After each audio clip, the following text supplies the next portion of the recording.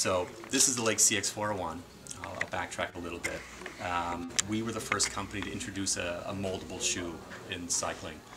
2005 was the first year for that. I remember Lee came into the bike shop and gave me a pair and said, "Here, go put these in an oven and mold them." I didn't really have any clue. And here we are 6 years later, still doing it. It's our flagship shoe. I've heard Lake been referred to as the Birkenstock of the cycling shoe world. We really do fixate on fit, and we think fit is exceptionally important. A lot of athletes really ignore their feet. They just kind of throw their foot into a shoe and think, well, it's supposed to feel this way, it's supposed to be uncomfortable. Why can I not really get it to fit right, or have to go in with can't quite get the right size and such. With Lake, we really put a lot of emphasis in the fit from the ground up of developing the shoe, really doing our homework on looking at people's feet, looking at some demographics of foot shape and such, and really kind of started from there. And Lee Katz was the original owner of Lake. We're 28 years old, 29 years old this year. And while Lee is no longer with Lake anymore, a lot of his ideas that he really started with have always stayed true. The natural materials, pushing the technology. Lee was always really interested to try new things. It's when BOA was introduced 9 years ago, Lee really saw the possibilities of that.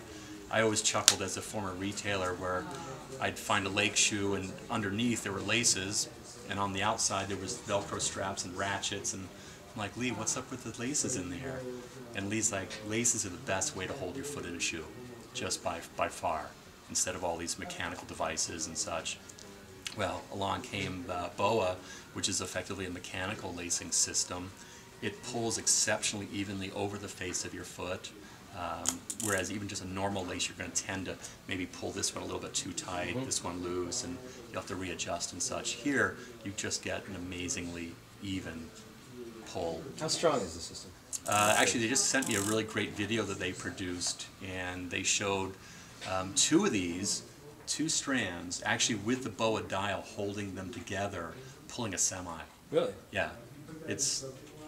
You're not going to break them. They do occasionally break. It's generally due to just wear, and I can talk about that a little bit as well, but it's a stainless steel cable. It's not monofilament. Right. It's you really have to do something pretty spectacular to break these. Gotcha. One of the first riders I ever molded was Magnus Backstead, which you know well. We may have even talked about that. And he was determined to break it. He was just like, "I'm going to break these." And he didn't. And maybe he said the same about your pedals, I don't know. But yeah, he's still riding them years later. Yeah.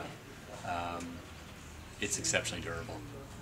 What's great about BOA is that the dial and the cable comes with a lifetime warranty. Nice. You can go on the BOA website. They have a little pictorial dictionary of all their dials. You find your dial, download your information. Anywhere in the world, they'll send you a new pair free. I like it's adjustable while you're riding. That's amazing. Yeah, it is. You know, it's just a quick, you open it, that opens it 100%. You can just kind of quickly close it again and dial up where you want. A few things that they've done innovative-wise over the last couple of years.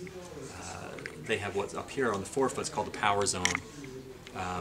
We tend to have a little wider toe box than some other shoe companies, and other companies use the Power Zone, but what works nicely with us is that if your foot's a little lower volume foot, you can actually pull the cable and get a little bit of extra cheater loop. Yeah, get a little cheater nice. loop there basically, and I do kind of tend to work it in a little bit, but it just cinches it in just a little bit, and it really will takes up for volume. Takes up for that volume that you're lacking, which is nice. Yeah, as Really far as good. material, it's exceptionally durable.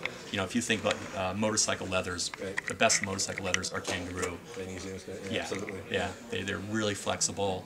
They're really going to hold up well in a high abrasion. This is it. This is yeah. What you see here, the brown material is what is moldable. When you put that in the oven, that warms up and it becomes malleable. What I like about the shoe, I think kind of the secret weapon of our 401 is a carbon fiber lasting board. This sits in here like that, And unlike some of our competitors where you're actually physically sitting or standing directly on carbon with maybe just a couple millimeters worth of foam between you and that, is you have this lasting board which actually absorbs your impact ever so slightly. So over that 3 weeks of a Grand Tour, your foot's not going to fatigue anywhere near as quickly as it will on a really rigid carbon fiber sole. Nice. So it's got a little bit of give to it built in. Nice. Yeah. Okay.